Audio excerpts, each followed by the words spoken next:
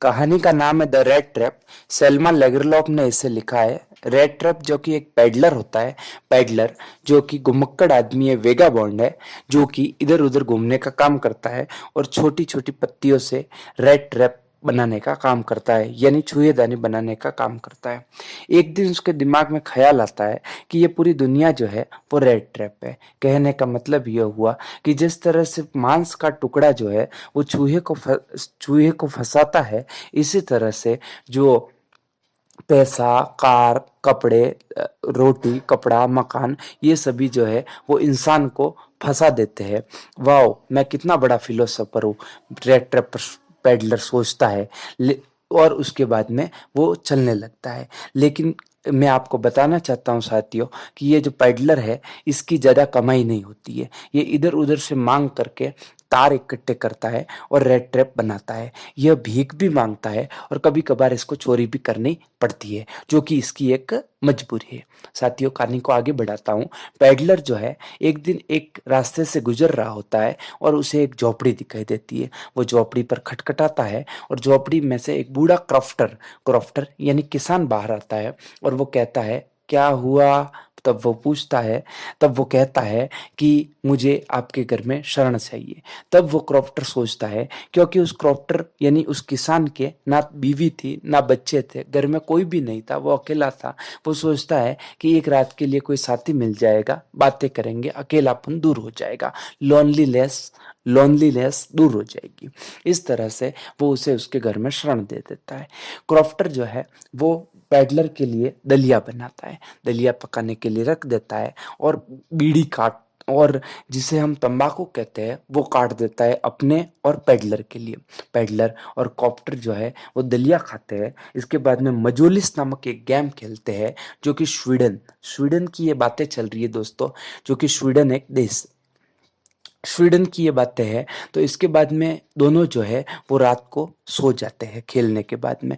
इसके बाद में सुबह जो क्रॉफ्टर है वो दूध निकालने के लिए उठ जाता है और जैसे ही दूध निकालने के लिए उठता है, जो मेहमान है पैडलर, वो भी उठ जाता है और मेहमान और क्रॉफ्टर दोनों ही एक साथ में जो है घर से रवाना होते हैं। क्रॉफ्टर अपना ताला लगाता है झोपड़ी पे और वहां से रवाना हो जाता है। साथियों, इस कहानी में एक बात मैं भूल रहा हूँ और वो बात ये है कि जो रात को जब ये मजोलिस गेम खेल रहे थे, जो अपना जो पैडलर है वो पैडलर एक बात पूछता है किसान से कि तुम क्या करते हो? तो किसान कहता है, जब मैं बहुत बूढ़ा था, जब मैं बहुत जब मैं बहुत जवान था जब मैं बहुत जवान था जब मैं बहुत जवान था तो आयरन मिल, रैमसो आयरन मिल में काम करता था। लेकिन क्योंकि अब मैं जवान नहीं हूँ, बूढ़ा हूँ, इसलिए मेरे पास एक गाय है और उस गाय से मैं दूध डेयरी पे बेचता हूँ और पैसे कमाता हूँ। तो पैडलर हंसता है और कहता है, क्या ही तुम पैसे कमा लेते होंगे? तो उसको गुस्सा आता है और वो कहता है, हंसो मत, रुको। वो जाता है कांच की खिड़की के पास में एक थैला रखा होता है, उस थैली में से पैसे निकालता है और पैसे निकाल के बताता है कि देखो, मैंने 30 क्रोनर कमाए हैं। कहानी को वापस वहीं ले जाता हूँ साथियों, जहां मैंने छोड़ी थी, कि वो ताला लगाकर चला जाता है और पैडलर जो है वो आधे घंटे बाद वापस आता है, कांच की खिड़की को तोड़ता है, खूंटी पे लगे हुए थैले को निकालता है, 30 क्रोनर को अपने जेब में रखता है और थैले को वहीं लटका कर भाग जाता है। इसके बाद में वो सोचता है कि मुझे मुख्य सड़क से होकर नहीं जाना चाहिए। साथियों, वो ऐसा क्यों सोचता होगा? कि ऐसा इसलिए सोच रहा है वो, क्योंकि अगर मैं मुख्य सड़क से जाऊंगा तो पकड़े जाने का डर होगा। चोर को पकड़े जाने का डर होता ही है साथियों। इसके बाद में वो जंगल के रास्ते चलता है। जंगल के रास्ते में उसे पता चलता है कि वो जंगल के रास्ते में एक छोर से दूसरे छोर पर ही घूम रहा है और इधर से उसे लकड़ी के बड़े बड़े लट्ठे दिखाई देते हैं। वो और जंगल के एक ही छोर पर घूमते घूमते उसको शाम हो जाती है और वो एक जगह पर निढाल होकर गिर जाता है। इसके बाद में उसे एक आवाज सुनाई देती है। वो आवाज होती है लोहे के पीटने की, यानी कि किसी ना किसी आयरन मिल की। उस आवाज को फॉलो करते हुए वो पीछे पीछे जाता है उस आवाज के और वो एक आयरन मिल में पहुंच जाता है, लोहे के कारखाने में पहुंच जाता है। लोहे के कारखाने में आयरन मास्टर लोहे का एक आपने देखा होगा साथियों, गैराज हो, दुकान हो, हर कहीं एक कोई न कोई मेन आदमी काम कर रहा होता है। इसी तरह से यहाँ पे भी एक आयरन मास्टर है जो कि मुख्य लोहार है, वो लोहा पीट रहा होता है, उसको पूछता है कि क्या मैं एक रात रुक सकता हूँ? वो कहता है कि हाँ रुक जा।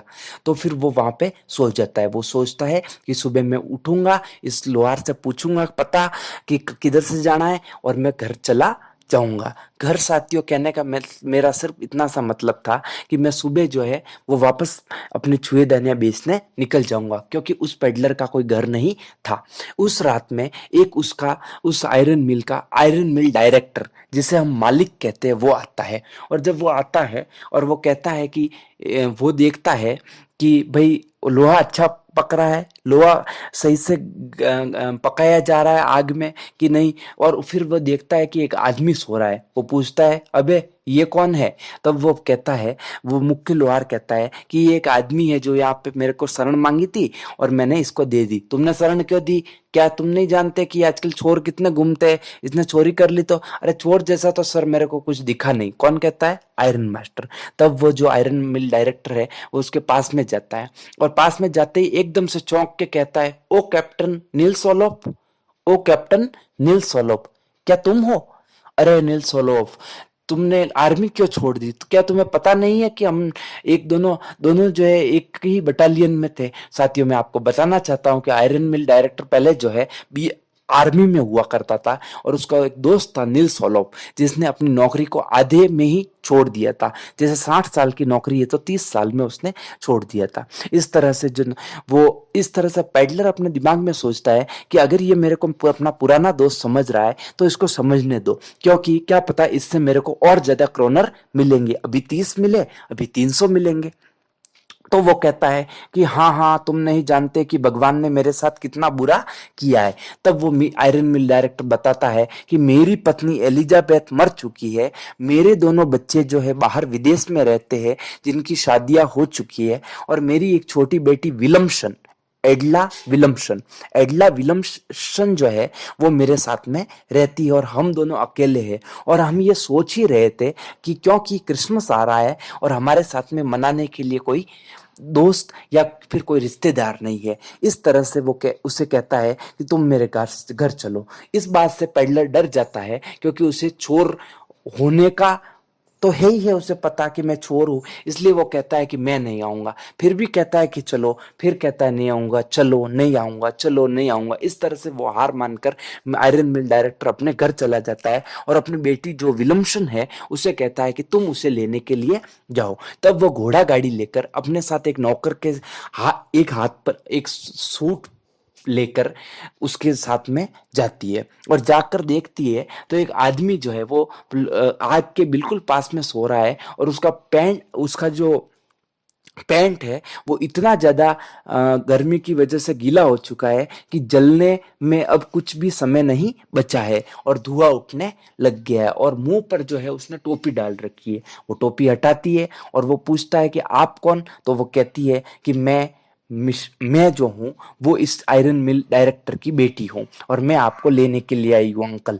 तो वो कहता है कि मैं नहीं आऊंगा। तब वो सोचती है एडला विलियमसन कि क्या पता ये कितने ही सालों से कई कुछ इन्होंने इलीगल काम किया हो, गलत काम किया हो, इसलिए डर रहे हो। इसलिए वो कहती है कि मैं सिर्फ एक रात के लिए अंकल आपको ले जाना चाहती हूँ, आप मेरे साथ चलिए। तब वो जाने के लिए मंजूर हो जाता है, और उसको अपने घर पे लेके जाते हैं। घर पे लेके जाने के बाद में उसे नहाने के लिए अंदर भेजा जाता है। वो नहाता है, उसे सूट बूट पहनाए जाते हैं, वो अच्छे से तैयार हो जाता है। और तैयार होने के बाद में जो है वो जैसे ही आयरन मिल डायरेक्टर उधर से आता है, कम अपने कमरे में से बाहर सिगरेट पीते हुए, तो वो देखता है कि अरे तुम कौन हो, तुम मेरे घर में कैसे घुस गए?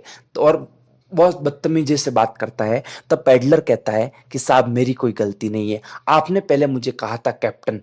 और साथियों वास्तव में उसकी कोई गलती नहीं थी, क्योंकि पहचाना आयरन मिल डायरेक्टर ने था, ना कि पेडलर ने। इस तरह से दोनों में झड़प हो जाती है। लेकिन उनकी बेटी आती है और उसकी बेटी ये कहती है कि पापा आप रुक जाओ, बात कुछ ऐसी है कि इनको आज रात के लिए हमारे साथ में क्रिसमस मना लेने दो। क्या हुआ जो ये एक पेडलर है, क्या हुआ जो ये एक पेडलर है तो कोई इंसान, और है तो ईसाई, और हम सब ईसाई है, और हमारा ही त्योहार है, तो हम मनाएंगे रात पर। तो फिर अच्छा सा खाना पकाया जाता है, 56 भोग बनाए जाते हैं, वो अच्छे से खाना खाता है, रात को सो जाते हैं, सुबह उठते हैं। और विलम्सन और जो आयरन मिल डायरेक्टर है, उनकी एक आदत होती है कि वो रोज चर्च जाते हैं। जब वो चर्च जाते हैं तब उन्हें एक पुलिस वाला मिलता है, और वो पुलिस वाला उन्हें बताता है कि अपने शहर में यानी कि अपना शहर कौन सा, स्वीडन, स्वीडन का जो इलाका है, वहां पे एक गांव में एक क्रॉप्टर, बूढ़ा क्रॉप्टर, आप तो जानते ही होंगे उस बूढ़े क्रॉप्टर को, आपके यहाँ काम करता था वो, उसके यहाँ पे किसी ने चोरी करके कोई भाग गया है और ऐसे ऐसे कपड़ों में था। ऐसा सुनते ही उनका दिमाग घूम जाता है, और वो पिता अपनी बेटी विलम्सन को डांटता है कि बेवकूफ बच्ची, तुमने ये क्या कर दिया। और वे जल्दी से कार लेके अपने घर जाते हैं, और घर जाकर के देखते हैं कि वहां पे पेडलर नहीं था।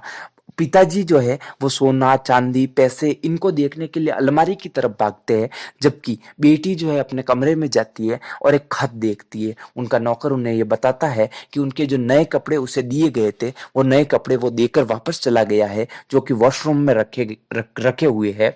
इसके अलावा उसको के लिए एक खत छोड़ा गया था, उस खत में लिखा हुआ था कि ये दुनिया पूरी जो है वो एक रेड ट्रैप है, चूहेदानी है, और मैं भी इस चूहेदानी में फंस गया। लेकिन मैडम, आज तक मेरे साथ में इतना अच्छा बर्ताव किसी ने नहीं किया था जैसा आपने किया। लोग मुझे दुत्कारते थे, डांटते थे, गालियां देते थे, पीटते थे, लेकिन किसी ने मेरा इतना सम्मान नहीं किया। इस प्रेम के लिए धन्यवाद। और एक रेड ट्रैप सेलर की तरफ से आपके लिए एक छोटा सा गिफ्ट, और एक छोटा सा रेड ट्रैप यानी चूहेदानी जो है वो उनके लिए वहां पे ऊपर रख कमरे में रख के चला जाता है। इस तरह से ये कहानी जो है वो खत्म होती है साथियों।